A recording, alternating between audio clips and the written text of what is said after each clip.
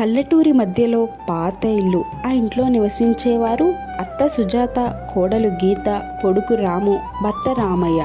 వాళ్ళ కుటుంబం పేదదే, కానీ గౌరవంగా బతకాలన్న ఆశ మాత్రం పెద్దది. ఒకరోజు ఉదయం, కోళ్ళ గీత, ఇంట్లో బియ్యం కూడా అయిపోయిందమ్మా. రాము సంపాదన మాత్రమే సరిపోవడం లేదు. రాము రోజు జాబ్కి వెళ్తాడు, కానీ వచ్చిన డబ్బు అప్పులకే సరిపోతుంది. గీత కాస్త ఆలోచించి, అత్తయ్యగారు, మనం కూడా ఏదన్నా పని మొదలు పెడితే ఎలా ఉంటుంది? మనమేం చేయగలం కోళ్ళ? మన చేతితో చేసే పనే అత్తయ్య, చిన్నదైనా పెద్దదవుతుంది. సరే అమ్మ గీత, నీకే ఐడియా ఉంది చెప్పు. మన ఊరిలో ఉదయం టీ, బజ్జీలు అమ్మితే బాగుంటుంది. స్కూల్ పిల్లలు, కూలీలు, రైతులు అందరూ వస్తారు. సుజాత మొదట సందేహంగా ఉన్నా చివరకు ఒప్పుకుంది. మరుసటి రోజు ఇంట్లో ఉన్న పాత స్టవ్, ఒక గిన్నె, కొంచెం పిండి, ఇవే వాళ్ళ పెట్టుబడి. గీత బజ్జీలు వేస్తుంది, సుజాత టీ చేస్తుంది. రామయ్య వాళ్ళకి సహాయం చేస్తూ ఉంటాడు. మొదటి రోజు ఎవరూ పెద్దగా రాలేదు. కోళ్ళ, ఇది మన వల్ల కాదనుకుంటా. మొదటి రోజు కదా అత్తయ్య గారు, మనం ఆగితే ఎలా? కొంతసేపటికి ఒక రైతు వచ్చాడు. టీ ఉందా అమ్మా అని అడిగాడు. రాము ఉందని తీసుకువెళ్ళాడు.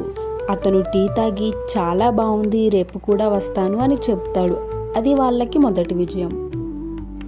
కొన్ని రోజులు బాగానే సాగింది. కస్టమర్లు కొంచెం పెరిగారు. కానీ ఒకరోజు భారీ వర్షం, ఎవ్వరూ రాలేదు. అన్నీ వేసిన బజ్జీలు వృధా అయ్యాయి. కోళ్ళ, ఇంత కష్టపడి చేసాం, ఇవన్నీ పారేయాల్సిందేనా?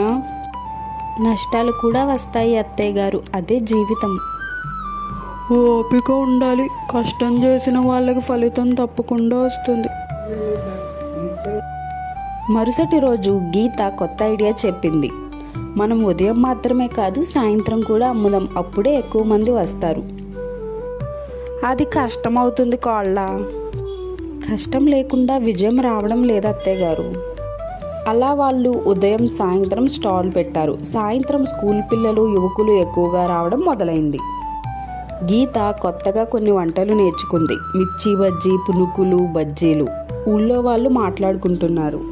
సుజాత స్టాల్ దగ్గర రుచి చాలా బాగుంటుంది. సుజాత గర్వంగా, ఇదంతా మా కోడలిదే. మీ ఆశీర్వాదం లేకపోతే నేనేం చేయలేను అత్తయ్య గారు. అలా వాళ్ళ స్టాల్ కస్టమర్లతో నిండిపోయింది. వాళ్ళు మళ్ళీ వెనక్కి తిరిగి చూసుకోలేదు. కష్టం, నమ్మకం ఉంటే చిన్న వ్యాపారం కూడా పెద్దది అవుతుంది.